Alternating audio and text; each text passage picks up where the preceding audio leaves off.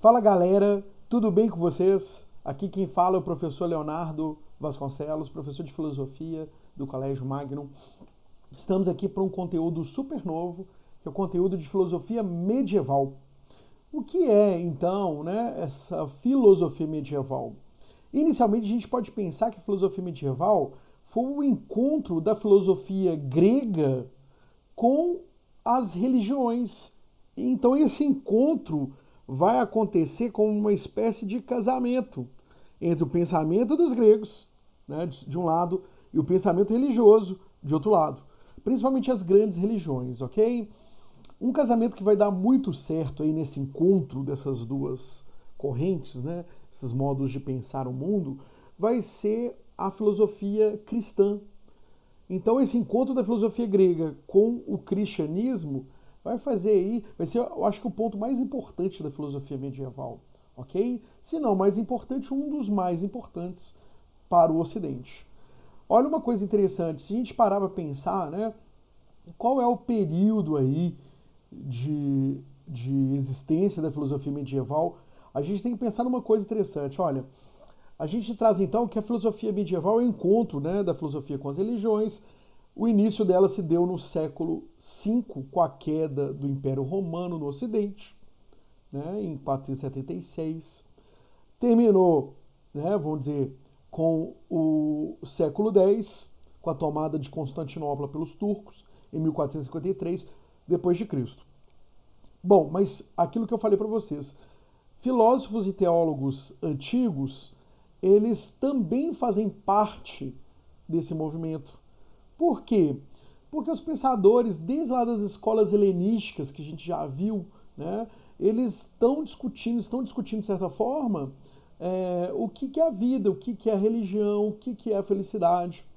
Então, muitos pensadores gregos vão ser base, vamos dizer assim, de discussão, eles vão servir de base de discussão como teorias, suportes, para que o cristianismo, de certa forma, consiga se consolidar. Essa consolidação do cristianismo, gente, eu digo como doutrina cristã, ok? Porque a gente vai falar também, além de doutrina cristã, a gente está falando também de filosofia cristã. A filosofia cristã, então, ela tem uma base filosófica. Ela tem uma base filosófica. Vocês vão ver, super importante essa discussão, né?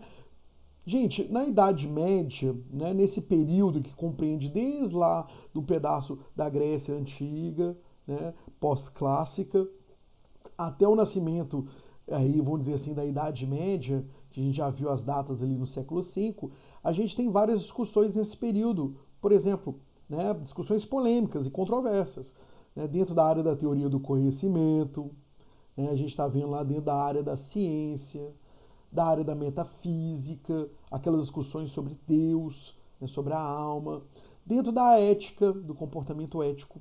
Né? Imagine, por exemplo, se você não acredita em Deus, seria possível você agir com ética? Já que a ética toda está fundamentada dentro de uma visão cristã, uma visão religiosa, ok? Dentro da política e dentro da lógica. Então, nós vamos começar a discutir temas que passam por essas polêmicas, não é verdade? E aí, a gente então, nesse sentido, a gente vai dar mais um passo super importante, que é entender o que é filosofia medieval.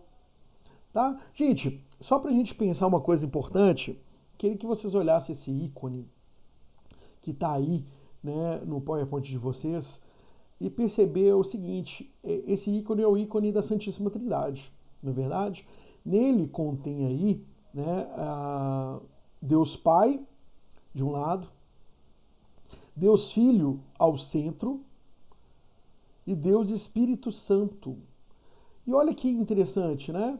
Deus, para os cristãos, né, ele quis fazer uma experiência humana, ele quis ser um ser humano.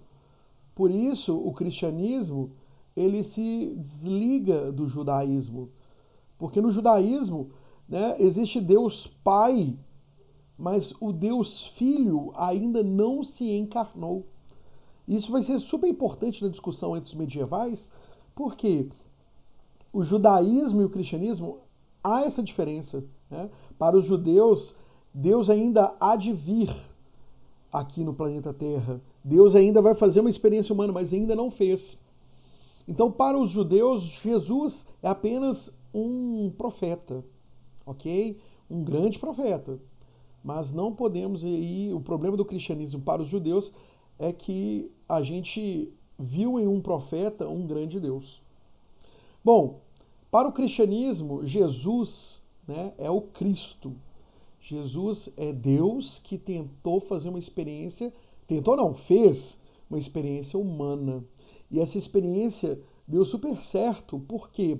Porque até hoje, dentro da visão dos cristãos, né, Deus está escrevendo, se comunicando com a humanidade. Mas ele se comunicou de forma mais intensa a partir de Jesus. Deus quis fazer uma experiência, ok? E tem o Deus e Espírito Santo, né, que é a Santíssima Trindade. Então, Deus Pai, Deus Filho, Deus Espírito Santo. Olha uma coisa interessante, se a gente olhar esse ícone, né, e ver aí a importância dele, a gente vai perceber que os três, né, eles estão interligados. Tem uma coisa interessantíssima aí, né? Os três estão interligados de tal maneira que algumas figuras geométricas, lógicas, né, se cruzam entre eles. Tá vendo? Um triângulo em cima, um triângulo formando um triângulo em cima e embaixo. Os três, né, formam juntos aí uma espécie de cálice. Se você olhar bem a figura aqui, olha, lembra o cálice, né? Ou seja, se você conseguir enxergar aqui nessa imagem três cálices, é muito legal. Por quê? É o cálice do Pai, que é o cálice maior de todos, na verdade. O cálice do Filho, que é aquele que está ali, ó, na mesa, que é Jesus que transformou em corpo e sangue. E o cálice do Espírito Santo, ok? Que interliga os três aí, o Espírito Santo. Olha, gente, uma coisa importante, né? Como eu sei que é o Pai, o Filho e o Espírito Santo, se a gente olhar bem a imagem, né? Aqui já é uma outra configuração da imagem, você vai perceber aqui que esse é Deus Pai porque tem ali uma casinha. Na casa de meu pai tem muitas moradas. Tá vendo aqui, ó, a casinha?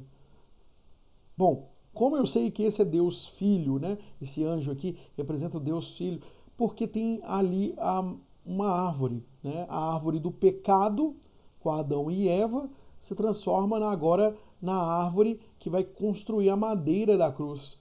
Essa é a ideia aí, ok? Então, Deus que tira o pecado do mundo. Se o pecado entrou no mundo através de uma mulher, Eva, a primeira mulher, lá no livro do Gênesis fala muito bem disso, a gente percebe que Maria seria aquela que vai gerar o pecado do mundo. Não ela tira o pecado, mas o Cordeiro de Deus, Jesus, tira o pecado do mundo. Aquele que se oferece em sacrifício. Bom, tá vendo aí, gente, na mão de Jesus ele tá mostrando assim 2 dedinhos, né? 2 dedinhos. Esses 2 dedinhos não é paz e amor, não, tá? Significa que Deus é 100% humano, 100% divino. É as duas naturezas, né, de Jesus, né, Deus Filho, 100% humano, 100% divino. Isso é até um dogma dentro da Igreja Católica. O primeiro dogma é que Deus é trino. O segundo dogma que a gente está falando aqui é que ele tem 2 naturezas, uma natureza humana e divina. E ele é o Cordeiro porque ele se oferece como sacrifício para redimir os pecados, né, perdoar todos os crimes, pecados, os erros da humanidade. E temos do outro lado o Espírito Santo, Deus Espírito Santo, que vem pela figura aqui, né? Se eu não me engano, parece uma brisa, parece uma montanha aqui, né? A ideia da imagem, do ícone, é fazer a gente contemplar isso. É o Espírito Santo que se revela nas montanhas. Lembra da passagem onde Moisés se refugia nas montanhas, né? E lá ele recebe os 10 mandamentos. Isso é muito importante, tá ok? Bom, a partir de agora nós vamos começar então 2 períodos, né, que a filosofia medieval ela apresenta. O período da patrística, onde nós temos os padres apologetas. Quem são os padres apologistas ou apologetas? São aqueles que fazem apologia ao cristianismo, que defendem o cristianismo. A gente vai começar então esse período. E nós temos um outro segundo período, que é o período da escolástica. Então, os escolásticos são aqueles pensadores dentro das escolas, das universidades. Eles vão defender aí o cristianismo também, mas de uma outra maneira, dentro das universidades, dentro do pensamento escolástico, né? Dentro das escolas, das universidades. Ok? Então, gente, a gente termina por aqui essa introdução sobre a filosofia medieval e espero que vocês tenham gostado da apresentação. Até a nossa próxima aula. Obrigado.